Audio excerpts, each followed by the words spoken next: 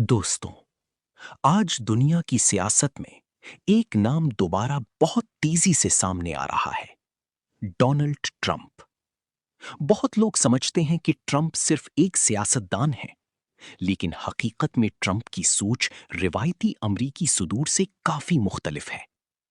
वो दुनिया को इत्तेहादियों की नजर से कम और फायदे और नुकसान की नजर से ज्यादा देखते हैं। और शायद यही वजह है कि जब भी ट्रंप इख्तदार के करीब आते हैं, दुनिया भर के मुल्क परेशान होना शुरू हो जाते हैं। क्योंकि ट्रंप का एक ही उसूल है, अगर किसी चीज से अमेरिका को सीधा फायदा नहीं, तो फिर अमेरिका अस पर अपना पैसा क्यों खर्च करे।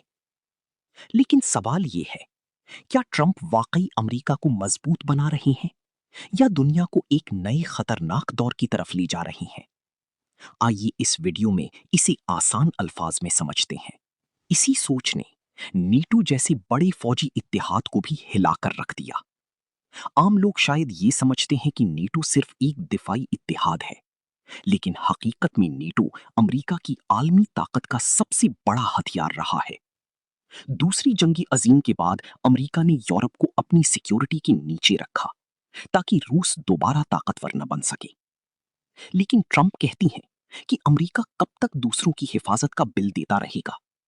यही वजह है कि वो बार बार यूरोपीय ममालिक पर दबाव डालते हैं कि वो अपनी दिफा पर ज्यादा खर्च करें।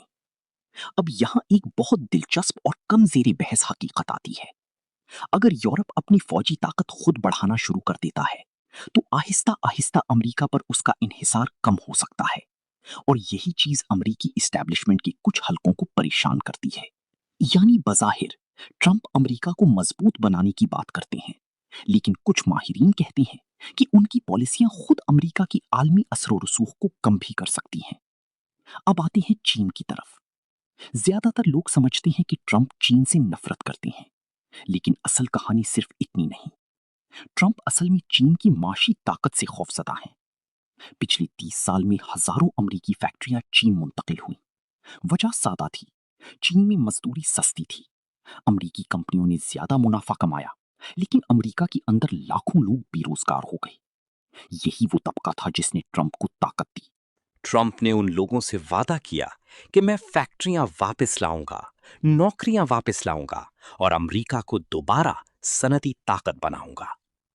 इसीलिए वो चीन पर टैरिफ्स यानी भारी टैक्स लगाते हैं। आम आदमी समझता है कि ये सिर्फ चीन को नुकसान पहुंचाने के लिए है, लेकिन असल मकसद अमेरिकी कंपनियों को डराना होता है, ताकि वो चीन छोड़कर वापस अमेरिका या इत्तेहादी ममालिक में फैक्ट्रियां लगाएं। और यहां एक और गहरी बात, आज की दुनिया में असल जंग सिर्फ फौजी नहीं रही। अब जंग सप्लाई चेन की है, चिप्स की है, एआई की है और डिजिटल ताकत की है। मिसाल के तौर पर, अगर चीन दुनिया की ज्यादातर फैक्ट्रियां कंट्रोल करता है और अमेरिका दुनिया का मालियाती निजाम कंट्रोल करता है, तो दोनों एक दूसरे पर इन्हिसार भी करते हैं और खौफ भी रखते हैं। इसीलिए अमेरिका चीन को मुकम्मल तबाह नहीं करना चाहता और चीन भी अमेरिका से बराह रास्त जंग से बचना चाहता है, क्योंकि दोनों जानते हैं कि अगर मुकम्मल मुआशी जंग हुई तो पूरी दुनिया की मईशत हिल सकती है। और शायद इसी वजह से आज दुनिया का सबसे बड़ा सवाल ये नहीं कि ट्रंप क्या करेंगे, बल्कि असल सवाल ये है, क्या दुनिया एक नए आलमी निजाम में दाखिल हो रही है, जहां ताकत का मरकज हमेशा के लिए बदल सकता है।